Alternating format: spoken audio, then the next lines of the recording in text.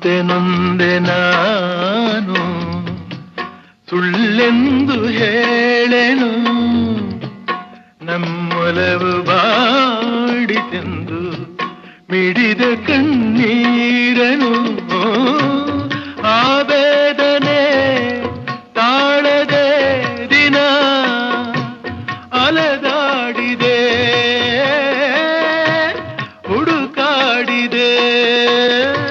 ವಿಷಾದವನ್ನು ಬಿಡು ಬಿಡು, ಸಂತೋಷವನ್ನು ಕೊಡು ಕೊಡು.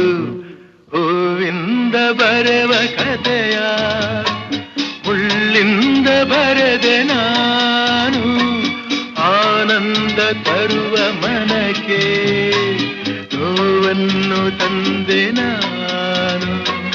ಹೂವಿಂದ ಬರೆವ ಕಥೆಯ